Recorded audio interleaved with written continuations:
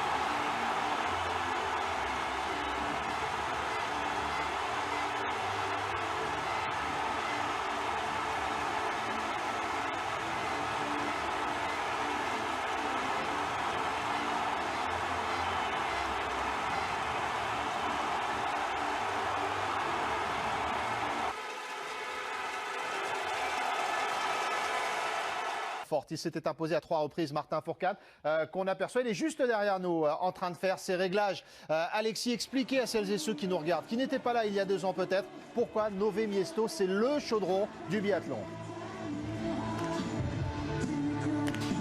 Eh ben, c'est une ambiance de folie, c'est un peuple, la République tchèque qui a découvert le biathlon grâce à Gabriela Kukalova, leur grande championne qui est vraiment une star ici dans ce pays. Et du coup, tout le monde s'est passionné pour le biathlon. Et plus on est venu, voilà, on a commencé les premières années, il y avait déjà du monde, mais ça n'a fait que augmenter au fur et à mesure des venues sur cette Coupe du Monde. Et maintenant, c'est absolument incroyable, il y a une ambiance de folie. Alors justement, cette année, Gabriela Kukalova n'est pas là, on se disait il y aura peut-être moins de monde, mais non, toutes les tribunes sont pleines, tout est sold out, donc il va encore y avoir une ambiance de folie. C'est vraiment une ambiance de stade avec une tribune qui est beaucoup plus importante que sur certains autres lieux de compétition. On est assez proche du pas de tir, donc ça fait qu'il y a une ambiance particulière avec un public qui est connaisseur et qui réagit très bien aux courses des athlètes.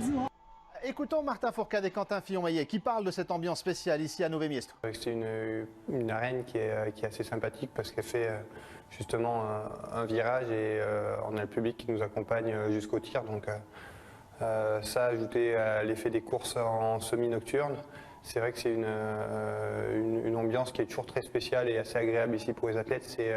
C'est vraiment un endroit où on aime venir pour le public. Ça met les frissons dans l'air de départ quand on entend tout ce public qui est là, et d'autant plus qu'il est assez fair-play, il encourage vraiment tout le monde. Il faut arriver à se servir de cette énergie-là, mais de ne pas se brûler les ailes non plus, parce que c'est une ambiance qui est forte, qui nous porte, mais qui peut aussi nous porter au-delà de ce qu'on est capable de faire. Donc il y a une certaine maîtrise et gestion à avoir malgré toute cette effervescence. Et qu'elle encercle tout le pas de tir, donc c'est vrai qu'il y a vraiment un écho un peu dans le stade.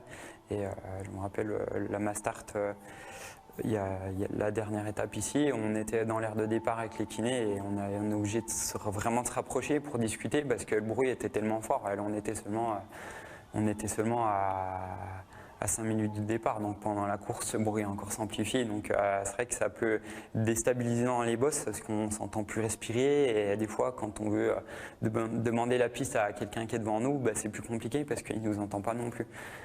Quand on vous dit que c'est impressionnant l'ambiance à Nové Miesto, ces tribunes déjà remplies pour un jeudi, rendez-vous compte, alors que cette étape, la 3e de cette Coupe du Monde, démarre seulement aujourd'hui.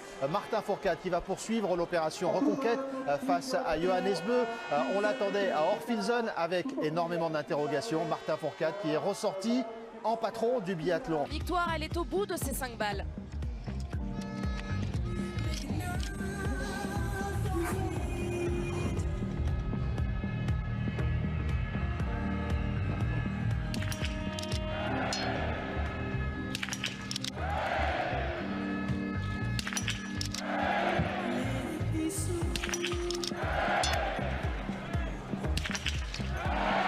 Démonstration, la leçon du biathlon et l'index levé vers la tribune pour Martin Fourcade. L'arrivée du quintuple champion olympique, Martin Fourcade a récité aujourd'hui sa leçon de biathlon. Il est le plus fort, il est de retour. Il y a ma petite fille Manon de 3 ans qui était là hier et aujourd'hui dans les tribunes. Et hier soir quand je suis rentré à l'hôtel, elle m'a dit « Papa, pourquoi t'as pas gagné? Elle est où la médaille d'or ?» Et du coup, je lui ai dit j'essaierai de la gagner pour toi demain. Et c'est pour ça que je me suis retourné au dernier tour pour lui montrer que papa il était capable de gagner.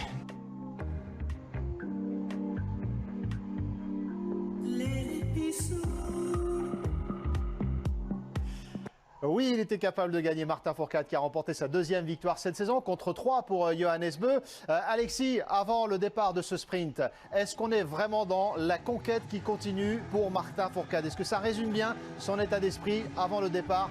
Oui, bien sûr. Alors ça a été un petit peu difficile pour Martin en tout début de saison, même s'il a gagné la première course derrière.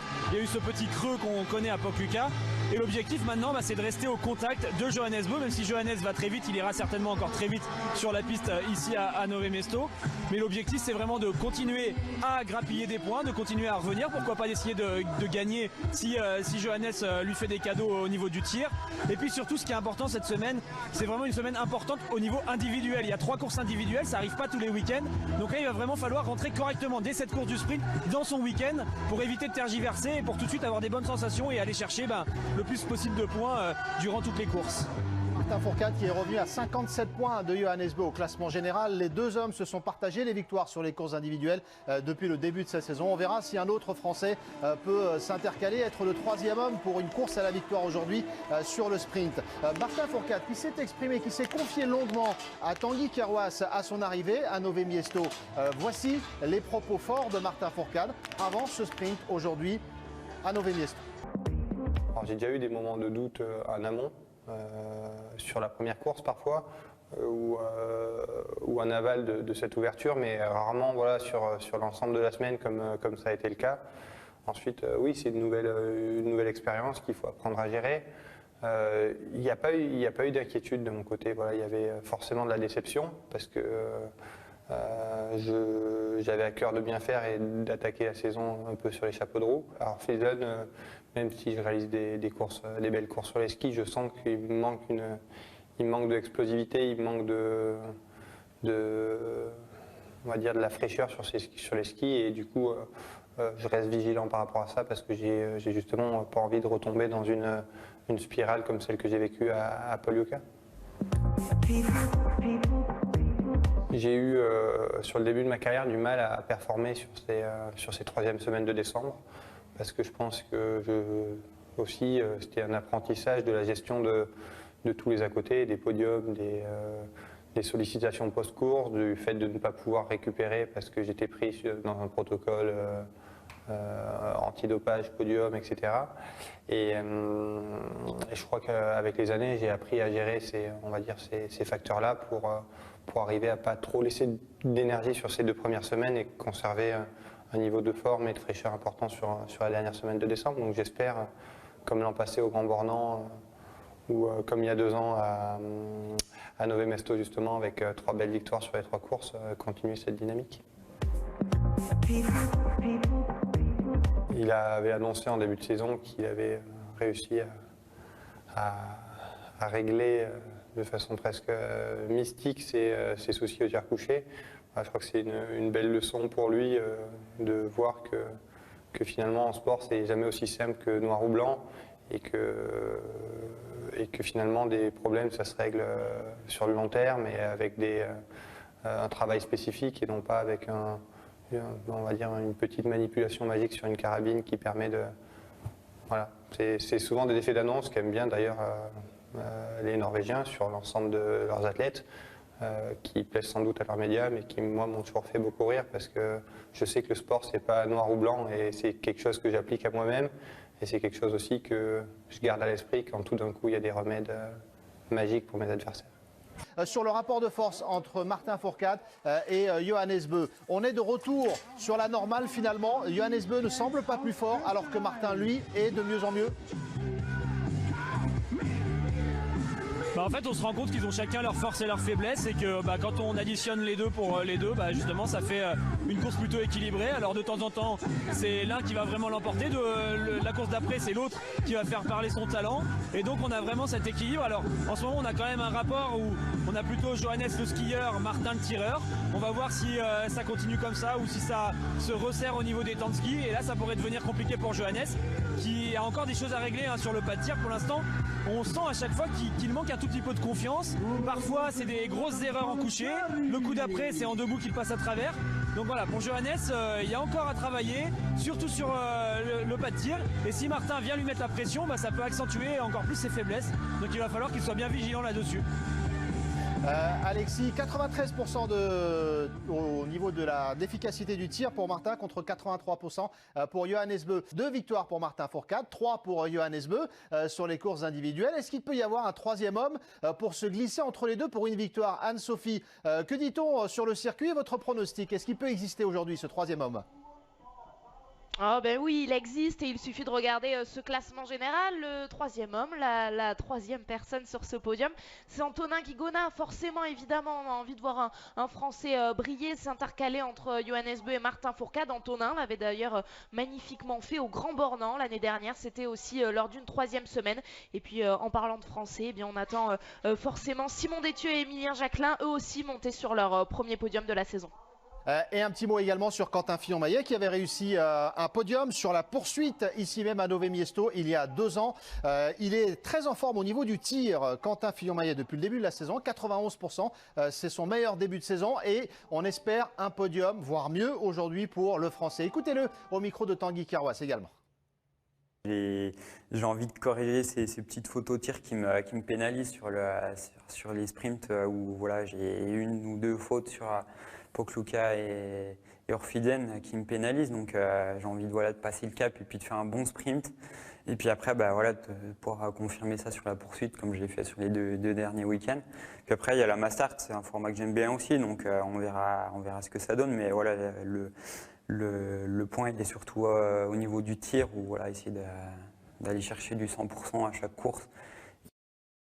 Alexis, le paradoxe, c'est qu'il est meilleur que les saisons précédentes, mais au ressenti, il pense qu'il peut faire mieux encore, Quentin Fillon-Maillet. C'est dire son potentiel, Alexis, non? Oui, bien sûr, on le sent vraiment que cette équipe de France a progressé. C'est le cas de Quentin Fillon-Maillet.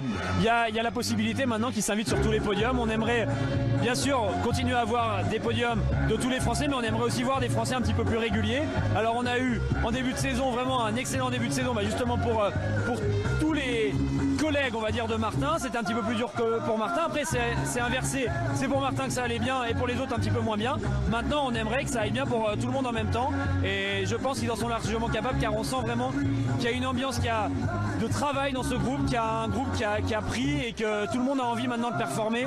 Ceux qui étaient jeunes à l'époque sont moins jeunes et sont vraiment en capacité maintenant de faire de bons résultats. Ils ont de l'expérience et ils savent gérer justement l'enchaînement des courses. Quentin Fillon-Maillet a beaucoup d'envie cette saison et sur ce genre de parcours avec des courses où lui il a envie, je pense qu'il est capable de faire quelque chose de très bien. C'est ce qu'on attend des Français. Le premier à s'élancer, ce sera Simon Détieux, dossard numéro 33, puis Antonin Guigona avec le 34, Martin Fourcade avec le dossard numéro 39, Émilien Jacquelin, Quentin Fillon-Maillet avec le 83 et Aristide Bey qui sera le dernier Français avec le dossard numéro 100. Si vous nous rejoignez seulement maintenant, installez-vous tranquillement. Le Nové Miesto, l'arène de Nové Miesto, ce chaudron du biathlon qui vous attend pour le sprint homme. Première de ces courses ici à Nové Miesto. Martin Fourcade face à Johannes Beu, mais pas seulement.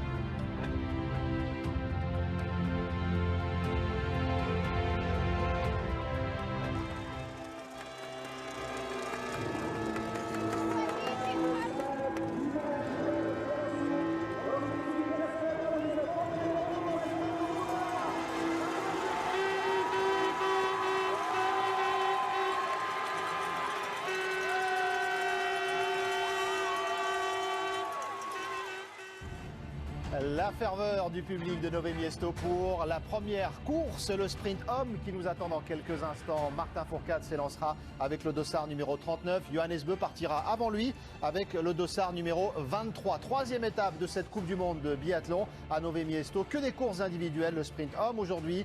L'ambiance exceptionnelle de Nové Miesto pour le feuilleton, le duel toujours entre Martin Fourcade et Johannes Beu, mais pas seulement.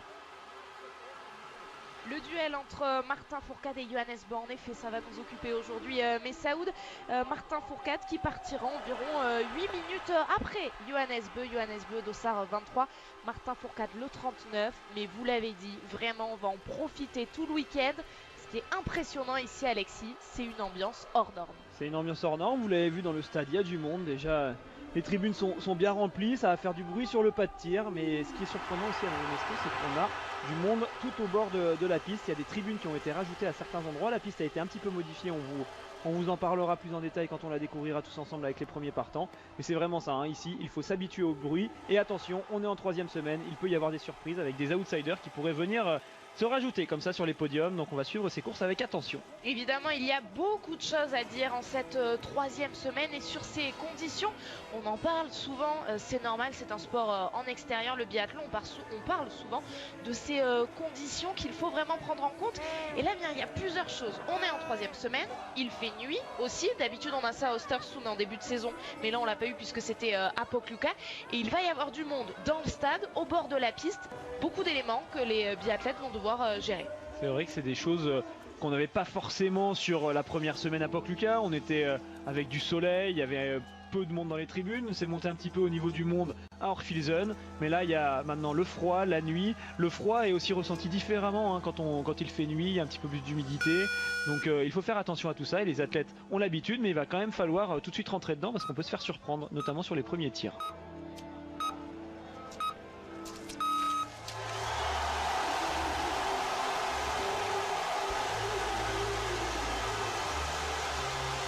C'est parti pour le troisième sprint de cette saison avec le départ du japonais Mikito Tajizaki. Et tout de suite, la ferveur dans ces tribunes et le bruit qui a accompagné le départ du japonais.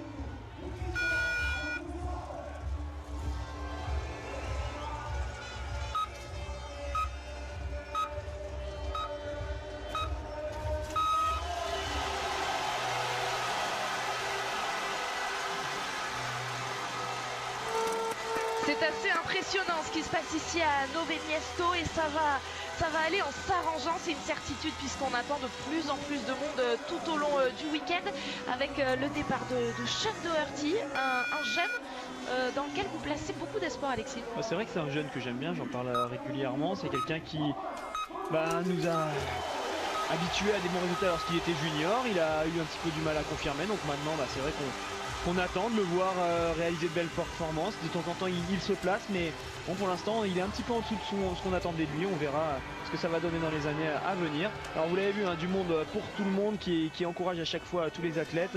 Mais quand il va y avoir des Tchèques au départ ou quand il va y avoir les grands favoris, ça va être encore une ambiance particulière. Il va vraiment falloir faire attention pour tous ces athlètes de rester bien concentrés dans les premiers tours, éviter de partir trop vite. Le premier Allemand à s'élancer, c'est Philippe Horn qui vit sa première Coupe du Monde depuis le début de la saison, depuis Pokluka à 24 ans. L'Allemand qui fait ses grands débuts en Coupe du Monde. Les Allemands, on va être attentifs à eux tout au long de ce week-end aussi, parce que chez les filles, on va voir un grand retour, celui de Laura Dahlmeier. Ah oui, c'est sûr que chez les filles, on aura de quoi en parler de ce retour de Laura Dahlmeier. On a vu vraiment un début de saison époustouflant chez les filles, vraiment beaucoup de compétition entre les favorites. Donc Laura Dahlmeier qui revient au milieu de tout ça, on attend de voir ce que ça va donner, mais ça risque de faire du beau spectacle. Et toujours sur ce stade, alors les pièges de ce stade, bien sûr le monde, la nuit, mais il peut y avoir aussi du vent. Aujourd'hui ça va, on a de la chance, le tir devrait être plutôt régulier, mais on va suivre ça avec attention, c'est des choses qui peuvent évoluer tout au long de la semaine, et peut-être que ce week-end on aura des conditions difficiles.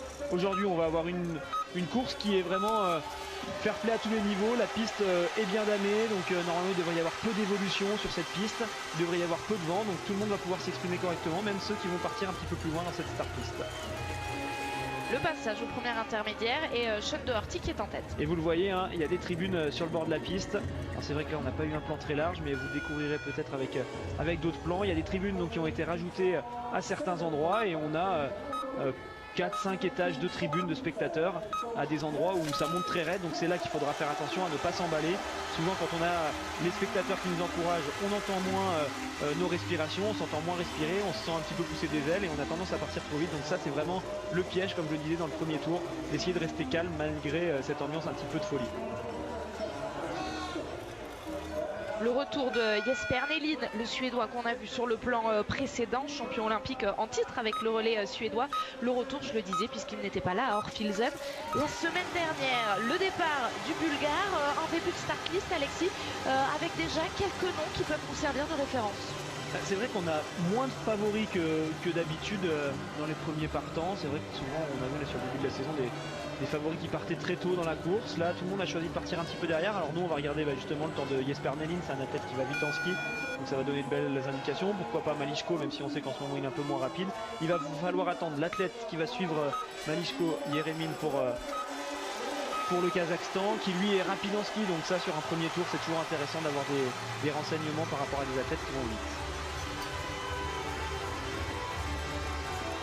Il est là, Roman Yeremin avec le dossard 10 dans le portillon de départ. Un mot sur nos Français, donc évidemment Simon Détieux partira avec le dossard 33. 30 secondes après lui, Antonin Guigona le dossard 34.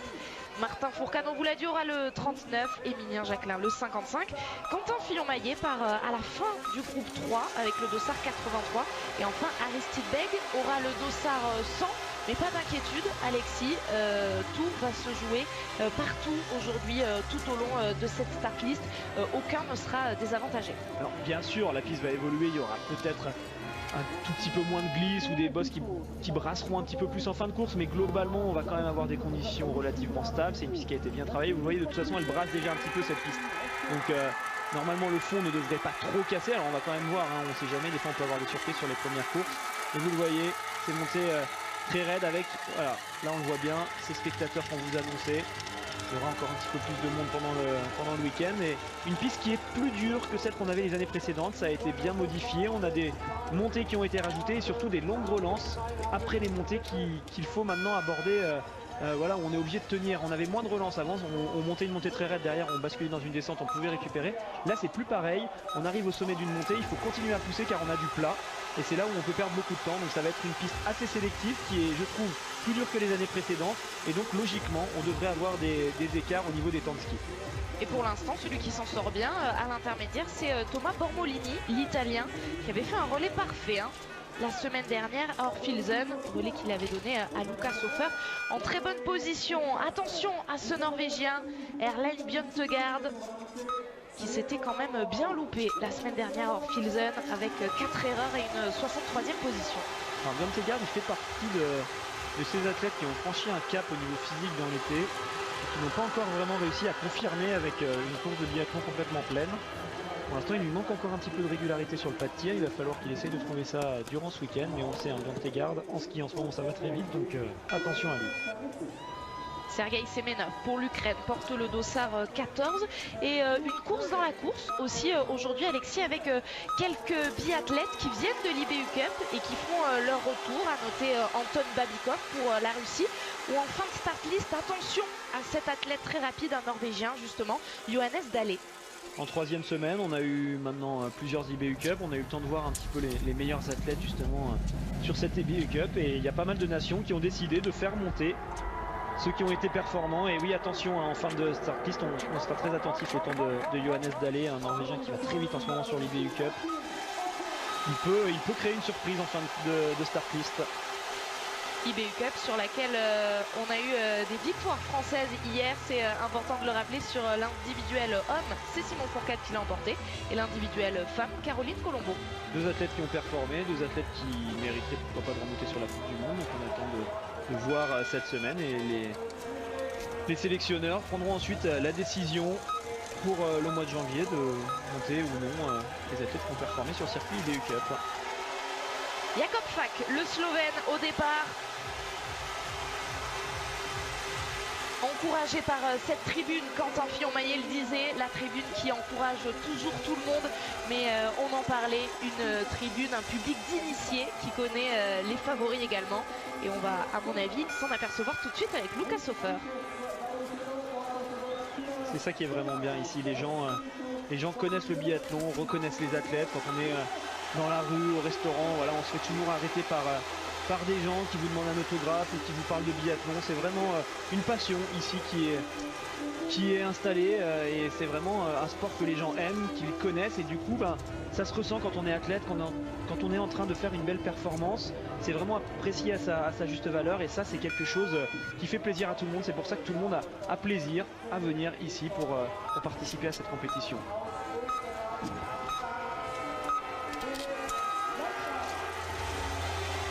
L'Autrichien Félix Leitner qui avait remplacé au pied levé Julian Eberhardt en 4e relayeur la semaine dernière hors Pilsen.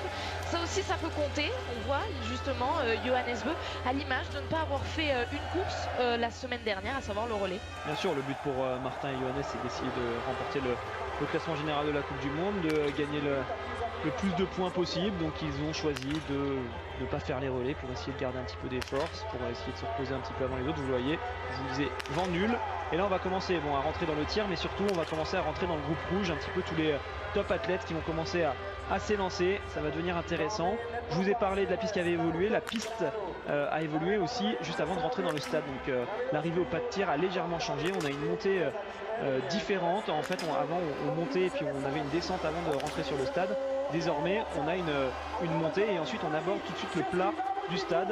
Donc normalement les athlètes devraient arriver en étant un petit peu plus essoufflés. Et niveau ambiance, on l'entend dès qu'un Tchèque est au départ, ça fait du bruit.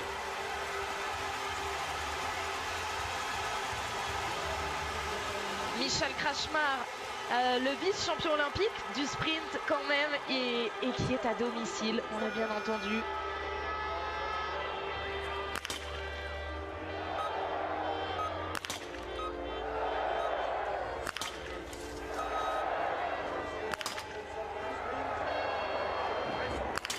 Attention à ses erreurs sur le pas de tir. Thomas Bormolini tout à l'heure, l'Italien qui était en tête, a fait 2 erreurs. Une pour Philippe Horn, elles vont coûter cher parce que c'est plutôt simple aujourd'hui. Sean Doherty aussi a fait 2 erreurs. C'est vrai qu'il y a des grosses fautes et bien sûr ça va coûter cher. Sur les sprints ça coûte souvent cher de laisser une ou 2 balles à côté. Ça implique le résultat de la poursuite. On le sait, hein, les athlètes vont partir pour la poursuite avec les écarts du sprint, donc il faut éviter de perdre du temps. Et c'est vrai qu'on sent quand même de l'excitation là tout de suite, des athlètes qui loupent des balles, alors qu'en apparence les conditions sont faciles, en tout cas au niveau du vent. Par contre les conditions sont quand même délicates au niveau du froid. Il faut arriver à bien garder de la sensibilité dans les doigts, et puis il faut aussi essayer de faire abstraction du public qui fait beaucoup de bruit derrière soi. Et à mon avis, il va y avoir beaucoup de bruit pour cet homme qui a le dossard bicolore sur les épaules aujourd'hui.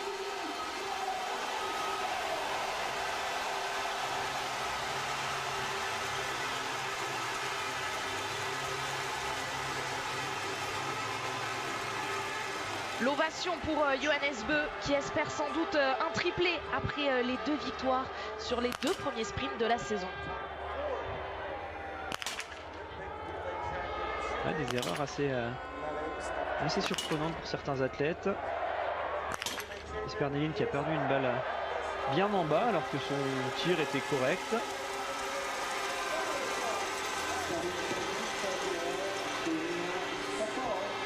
Sébastien Samuelsson pour la Suède, lui il est vice-champion olympique, mais de la poursuite, il était dans le relais à Orfilsen, relais vainqueur, les Suédois. Et on le voit, hein, ce froid, les athlètes essayent de s'en protéger. Samuelsson avait mis une protection autour de son cou pour essayer de ne pas justement avoir froid à la nuque pendant qu'il skie. Il va falloir jouer avec tout ça.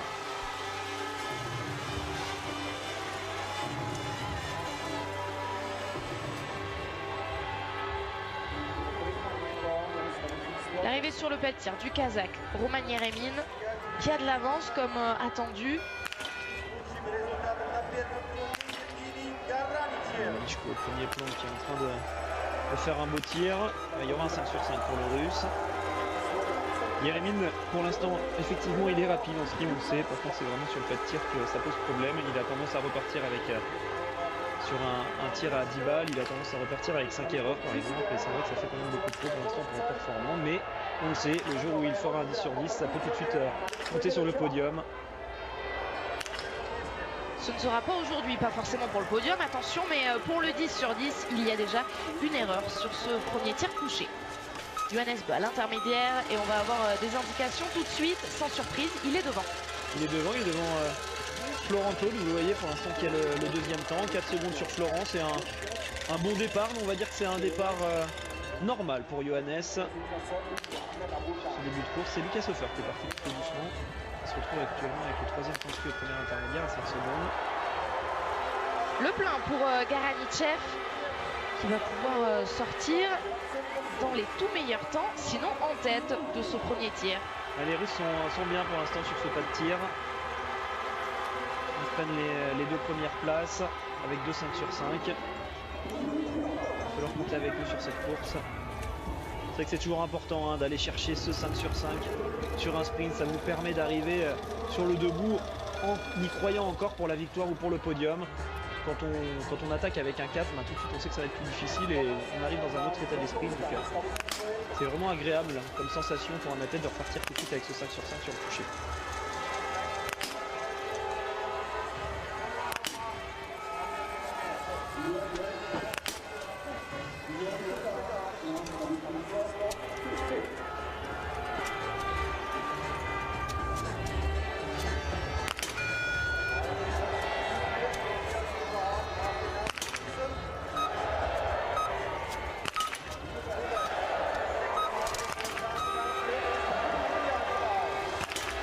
Le 5 sur 5 pour le premier Norvégien de cette start list, Erlend Bjørntegard, et on a vu en double fenêtre Julian Eberhardt qui prenait le départ. Ça y est, ça commence. On arrive dans ce groupe rouge, comme vous le dites Alexis, ça va commencer à se bousculer. Ouais, ça va commencer à s'accélérer un petit peu. Alors attention, hein, Bjørntegard qui ressort quoi, et qui ressort avec beaucoup de retard sur Garanitchev. C'est surprenant là d'avoir un tel écart après seulement un tir. Il est à 8 secondes. Il est derrière donc les deux Russes, il est derrière le Finlandais, c'est pas là. Pour l'instant, ça skie moins vite que prévu pour Bjørntegard.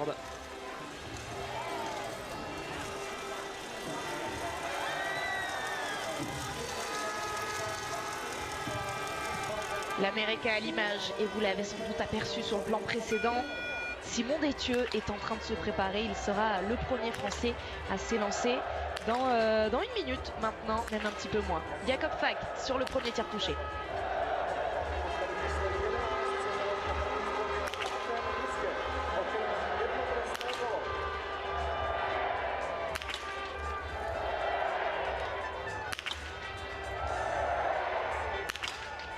Dommage cette dernière balle pour le Slovène parce qu'il avait un petit peu d'avance, lui aussi aurait pu sortir en bonne position alors que Lucas Hofer lui aussi a de l'avance.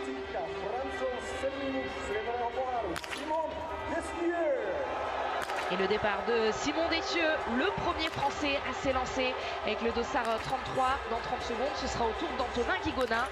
Et pendant ce temps-là, Lucas Hofer réalise le sans faute.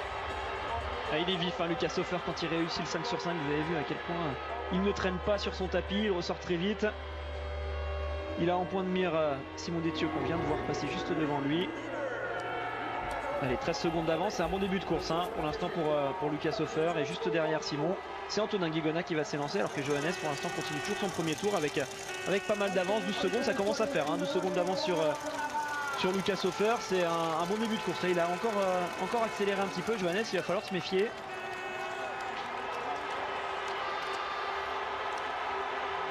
Benjamin Weger qu'on retrouve, il est bien sur ce début de saison, il a fait de belles choses. Un athlète qui est capable très souvent de tirer à 10 sur 10 sur les sprints. On va voir ce qu'il nous propose sur ce tir.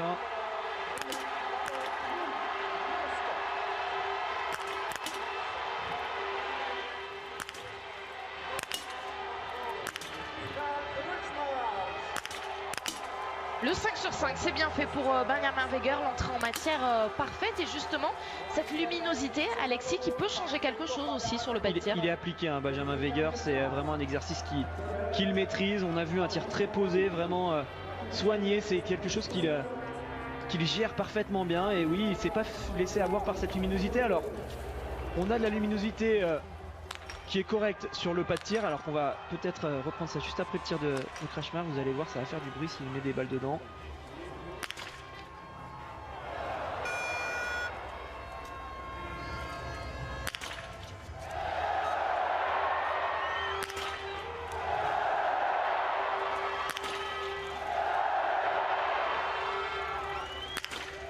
Il va y avoir de la pression hein, sur les épaules des Tchèques. On entend vraiment cette tribune sous forme d'arrondi avec ce bruit qui se propage au fur et à mesure. C'est vraiment avec ça qu'il va falloir jouer pour ceux qui jouent à domicile.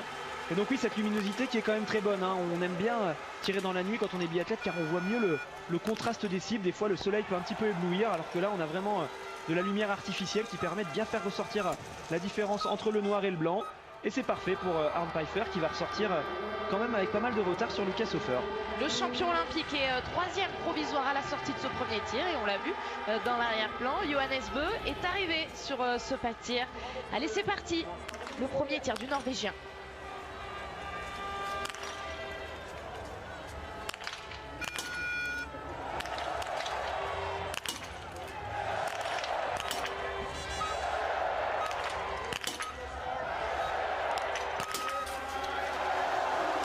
La rivalité entre Johannes Bø qui réussit le 5 sur 5 et Martin Fourcade qui s'élance à l'instant.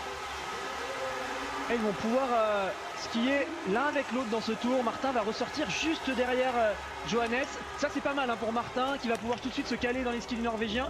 Alors là on les voit pas forcément à l'image mais Martin est juste derrière, vous allez le voir. Normalement si on continue, non c'est parti trop tôt. Allez, il y a 3 secondes de retard et Martin est en train de, on le voit nous là-bas au loin, il est en train de se glisser dans les skis de Johannes. Ils vont pouvoir skier ensemble. Ça c'est pas mal, ça va pouvoir lui donner des points de repère au niveau de sa forme physique avec son adversaire le plus direct. Et attention Johannes, même s'il a mis du temps à s'installer, c'était un tir parfait, il est bien rentré dans sa course.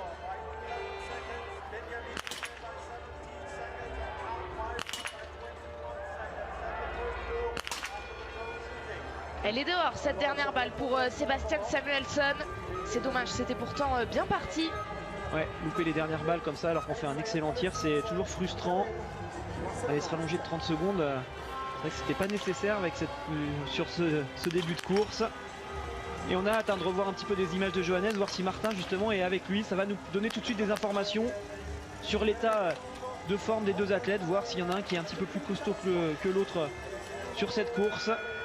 On ne s'attendait pas comme ça à les voir repartir vraiment ensemble.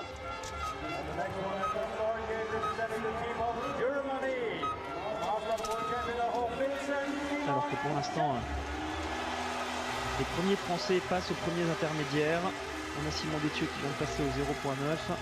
Il est à 6 secondes en 9e position. Donc il est dans le coup pour l'instant, mais il va pas falloir trop traîner et ne pas perdre trop de temps dans ce premier tour. Et attention à ces Russes dont on parlait, allez Malishko pour aller chercher le 10 sur 10. Et Alexander Loginov, 4e actuel au général. Le 10 sur 10 c'est fait pour Dimitri Malishko.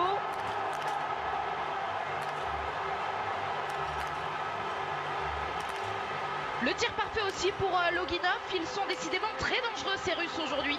Il est rapide en plus Loginov, vous le voyez. Il a fait un bon début de course. Il va ressortir pas très loin de Johannes. On a Dimitri Malishko qui forcément prend la tête de la course. Et oui, vous le voyez, il est à 10 secondes 1, Loginov. Juste devant Lukas Hofer. Les Russes sont là. Alors pour Malishko, on le sait, en temps de ski, c'est quand même pas évident. Garanitchev lui aussi aurait pu aller chercher le 10 sur 10, mais il y aura une erreur avec cette première balle loupée. 2 erreurs même, la première et la dernière. C'est dommage. Ça fera beaucoup sur un sprinter. Il est un petit peu déçu. Il est pas loin, Garanitchev à chaque fois, mais il manque trop de balles sur ce pas de tir. Il va falloir aller tourner 2 fois, 1 minute de perdu, et là tout de suite c'est une autre course. Il va falloir essayer de se replacer pour la poursuite. Il me semble que c'est Julian Eberhardt qui arrive sur le pas de tir. Là aussi on va regarder avec attention ses chronos. Il est bien parti dans le premier tour, mais là aussi il y a déjà quand même beaucoup de retard face à Johannes. Hein. Pour l'instant Johannes est vraiment devant tout le monde.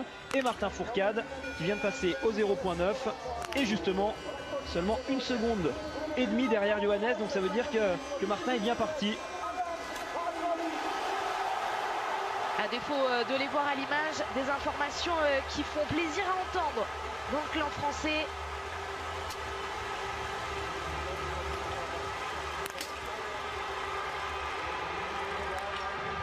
Et toujours quelques petites imprécisions. Il y a donc une erreur pour John Tegard. Julie Ebert qui a éjecté une balle.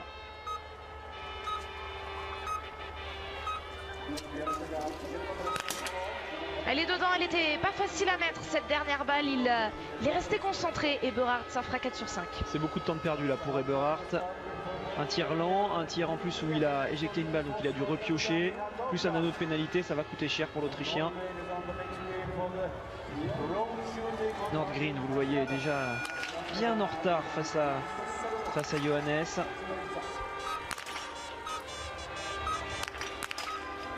Pas de chance pour la réalisation, c'est de l'autre côté qu'il a commencé à tirer. Donc on reste sur une cible qui ne bouge pas. On va voir quand même sa dernière balle.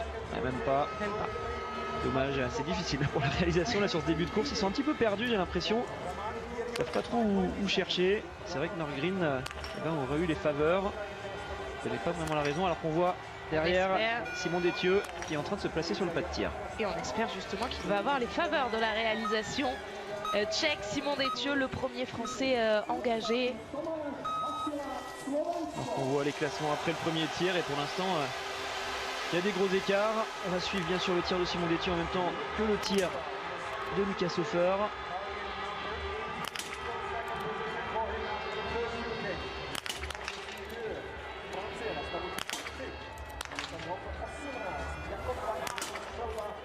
Le 5 sur 5 pour Simon Détieux, c'est bien fait, la belle entrée en matière. En revanche, c'est difficile pour Lucas Hofer. Lucas Hofer qui vient de gâcher sa course. C'était parfait ce qu'il avait fait, allez, 4 erreurs. Aujourd'hui, il faudra l'oublier celle-là, essayer malgré tout participer à la poursuite. Et voilà l'image qu'on voulait voir. Martin dans les skis de Johannes. Alors, je vous l'avais vendu à la sortie du pas de tir. Et Martin, il est malin, il est bien resté derrière Johannes pour s'inspirer de son rythme. Ils vont pouvoir skier ensemble. Et du coup, Johannes n'a pas forcément envie de tirer Martin et on voit que Martin est passé avec 6 secondes de retard. Alors Johannes est certainement allé un petit peu moins vite dans le deuxième tour, c'est ce qu'on a tendance à faire. On ralentit un petit peu dans le deuxième tour et on va vite dans le premier, on va un peu moins vite dans le deuxième et on accélère dans le troisième. Donc il faut faire attention pour Martin de ne pas trop se laisser aller et de ne pas rentrer dans le faux jeu de Johannes Beu.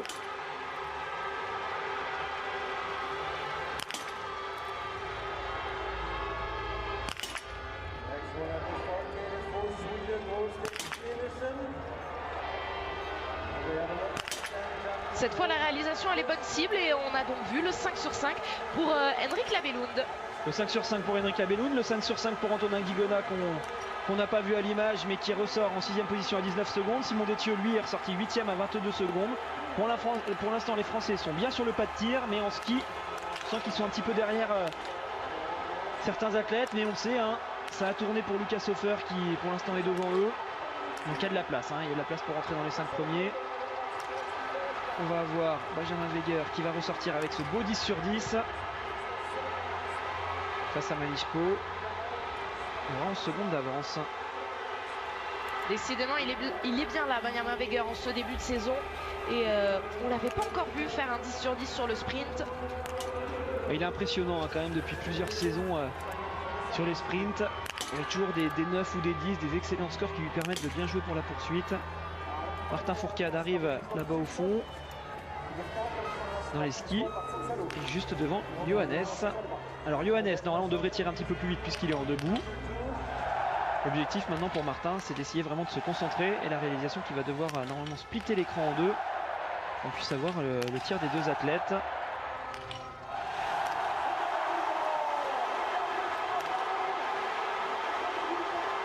Alors s'il ne divise pas l'écran, on va bien sûr vous donner les informations par rapport au tir de Johannes qui en a déjà mis 3, 4. Et ce sera un 5 sur 5 pour Johannes, donc un 10 sur 10, grosse course aujourd'hui de Johannes.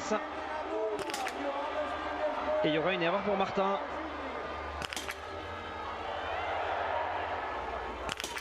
Attention, une erreur pour Martin Fourcade sur ce premier tir. La sortie de Johannes Beu avec énormément d'avance. Vous le voyez sur le Suisse Benjamin Weger.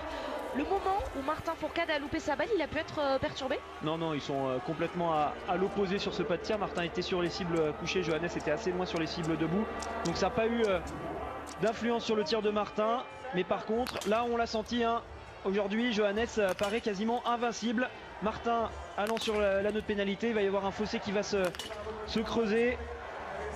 Et attention hein, de ne pas offrir ce week-end complet à Johannes, car s'il gagne avec beaucoup d'avance sur la poursuite, il aura de quoi respirer. Et un athlète qui a déjà gagné 2 fois, forcément sur la Mastart peut arriver en étant très fort. Donc il va falloir se battre hein, face à Johannes qui pour l'instant a écrasé tout le monde. Même Bénédicte Doll hein, ressort déjà avec beaucoup de retard sur Johannes Beu. Alors normalement il est capable de rivaliser un petit peu avec lui face à lui sur les skis. Et les premières arrivées avec Dmitri Malishko qui va passer la ligne d'arrivée et en nous offrant le temps de référence. Il a de l'avance, on le disait, il est en forme aujourd'hui, les Russes. Et justement, un autre Russe est sur le pas de tir, mais il y a déjà du retard. Et une nouvelle faute pour Eliseev. Malishko est passé en tête, normalement Benjamin Weger devrait passer devant lui. Et c'est surtout Johannes qu'on attendra, avec peut-être quasiment 1 minute d'avance. Il va y avoir de gros écarts à la fin de cette course. Pour l'instant on voit personne hein, rivaliser avec Johannes sur les skis. Martin est ressorti de son premier tir 19e à 33 secondes. Il est quand même bien hein, en ski Martin. Il va falloir essayer de limiter la casse, à tout prix aller chercher le 5 sur 5 sur le debout, rester à 9 sur 10 c'est important. La réalisation qui est vraiment pas aujourd'hui. Malheureusement on n'aura pas vu le tir de Loginov. Il nous semble que c'est un sans faute. On va voir si le Russe part sur l'anneau de pénalité ou non.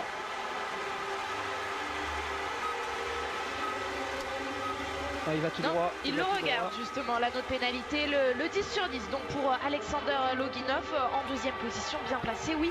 Mais déjà avec de l'écart sur Johannes Beu, intouchable. Aujourd'hui c'est vrai, on va attendre la fin de cette start list et puis attention pour ce podium quand même, il y a des choses à aller chercher. Il fait quand même une grosse course hein, Loginov, il ressort seulement à 14 secondes de Johannes, c'est bien hein, ce qu'il est en train de faire. On avait pour l'instant Benjamin Weger qui était ressorti à 47 secondes de Johannes, là Loginov seulement 14 secondes, ça change tout hein, pour la poursuite. On n'aura pas cet homme tout seul compensé avec Johannes Beu. Alors peut-être qu'il va perdre un petit peu de temps Loginov dans le dernier tour, mais il est capable quand même de résister face à Johannes. Ouais, grosse course du Russe. Décidément pour Dominique Windisch, le tir parfait est dur à aller chercher.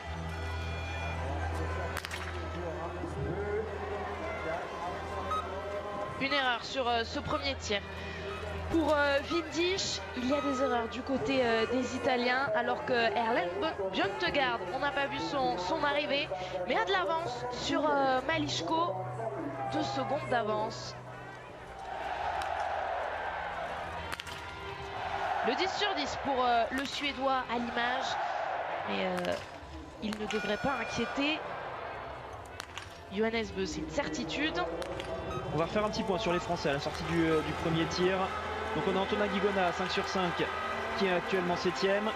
On a Simon Détieux avec un 5 sur 5 également qui est actuellement 9e. Martin Fourcade avec un 4 sur 5 est actuellement 20e.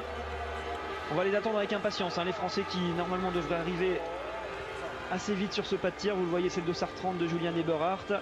Et les Français ont le dossard 33 et le dossard 34, donc ils sont vraiment pas loin. Julien, vous le voyez, a déjà énormément de retard.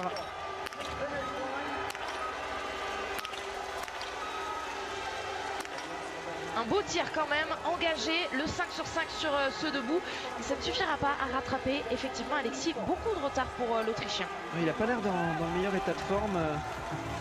Aujourd'hui, Julien Eberhardt. Et on la voit, cette montée qu'on n'avait pas avant. On allait complètement à l'opposé pour revenir sur ce stade en descente.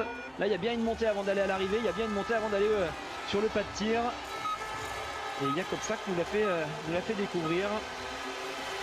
Jakob on voit Falk justement à gauche un Français qui arrive pour son tir. Le Slovène en termine, lui, sur ce podium très provisoire. Il va changer, on l'a vu avec les athlètes qui arrivent. On espère qu'il y aura des Français qui vont s'intercaler, justement. Allez, Simon Détieux pour aller chercher le 10 sur 10.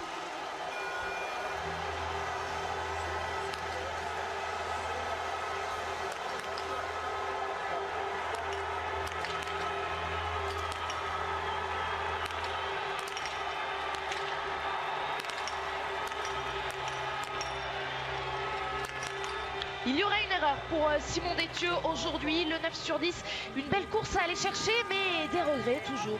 Ouais, une balle qui était un petit peu accrochée. On a senti qu'il bougeait au niveau de ses épaules quand il a raté sa balle. Je pense qu'il y avait de la tension sur les épaules de Simon Détieux qui veut vraiment aller chercher ce tir parfait. Et c'est vrai que c'est pas évident, alors qu'on a Antonin qui est en train de tirer debout lui aussi pour aller chercher le 10 sur 10 au moment où Benjamin Weger devrait normalement passer la ligne d'arrivée en tête. Malheureusement, il y aura là aussi une erreur pour Antonin. Une erreur pour Antonin Guigona, le 9 sur 10 comme pour Simon Détieux, et Benjamin Weger, oui, va passer la ligne d'arrivée en tête en attendant l'arrivée de Johannes Beu. Il y aura un beau classement à la fin de cette course pour Benjamin Weger avec ce 10 sur 10. Donc pas de 10 sur 10 pour Simon Détieux, pas de 10 sur 10 pour Antonin, pas de 10 sur 10 normalement pour Martin vu qu'il est déjà avec une erreur sur son coucher. Johannes qui va aller en direction de la ligne d'arrivée, vous le voyez, son chrono qui est assez hallucinant. Emilien Jacquelin va aller en direction de son tir couché, il est juste derrière lui. Mais Johannes, il va faire très mal sur cette ligne d'arrivée. On va voir si Loginov a réussi à rester à peu près dans les temps du Norvégien. Mais là, il va écraser tout le monde. Il lui reste 1 minute 15 pour aller franchir cette ligne d'arrivée. Énorme course de Johannes qui impressionne sur ce début de saison. Et jusqu'au bout, aller chercher les dernières secondes pour se placer au mieux pour la poursuite dans 2 jours. Le jeté de ski et la satisfaction, forcément. Oh oui, regardez ce chrono, 1 minute 03 pour Johannes Beu aujourd'hui, titanesque. Vraiment impressionnant. En plus, il le sait que Martin est parti sur la note pénalité. Il l'a vu quand il est reparti pour son dernier tour. Anne Pfeiffer qui peut aller chercher un bon résultat, mais quand on voit les chronos, déjà 1 minute 20 de retard, ça fait peur. 1 minute 24 donc à l'arrivée, mais une 6e place pour l'instant.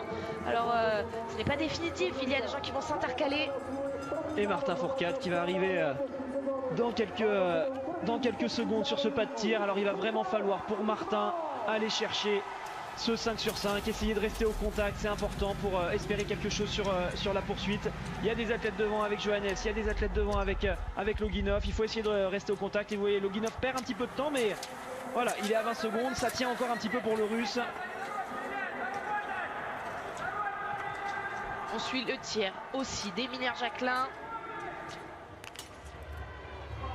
Pendant que Martin Fourcade arrive à l'image. Allez, le 9 sur 10. Impératif pour Martin Fourcade. Emilien Jacquelin a fait une erreur.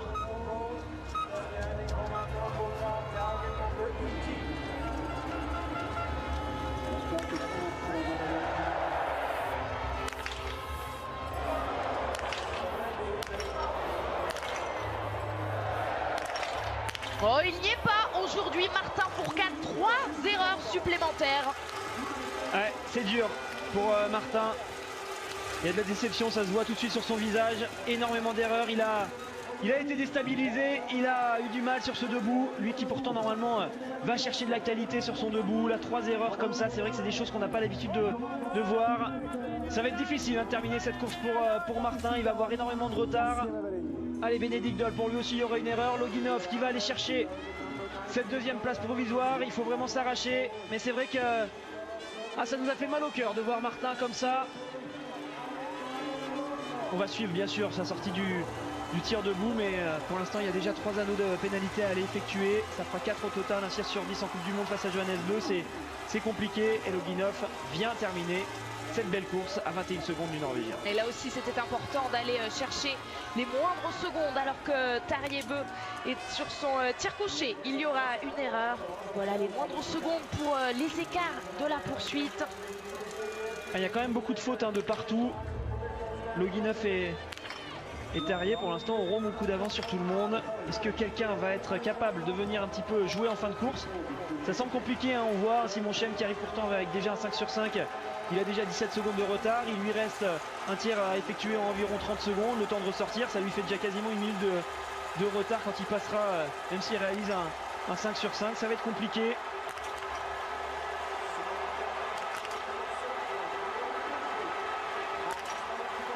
C'est dur pour tout le monde. Ça fera 4 sur 5 pour Simon Chem sur ce tir avec une balle bien à côté. C'est vrai que c'est déstabilisant pour tout le monde quand on arrive On est annoncé en permanence, enfin les temps sont annoncés par les entraîneurs en permanence sur le bord de la piste, et quand on nous annonce beaucoup de retard face au premier, c'est tout de suite déstabilisant. Et Johannes a écrasé, a étouffé tout le monde aujourd'hui. Il a vraiment laissé aucune chance à personne là sur cette course. Dès le début, il est parti très fort avec des chronos de référence pour l'instant qui sont vraiment très loin pour tout le monde. Et puis avec le 10 sur 10, voilà, il a terminé le travail. Il est là, Johannes, et attention, parce qu'il commence à devenir dangereux pour le classement général de cette saison. On sent qu'il a les capacités d'aller chercher le gros globe de cristal cette année. Il va falloir vraiment se battre face à lui pour espérer rivaliser et tenir un petit peu sur certaines courses face à lui. Parce qu'on le voit avec de tels athlètes, à l'image Julian Eberhardt, le 9 sur 10 aujourd'hui, ce n'est pas une mauvaise course, mais l'écart va déjà être très conséquent. Et on va dire aujourd'hui, heureusement que Loginov est là. Sinon Johannes se retrouverait avec quasiment une minute d'avance sur tout le monde.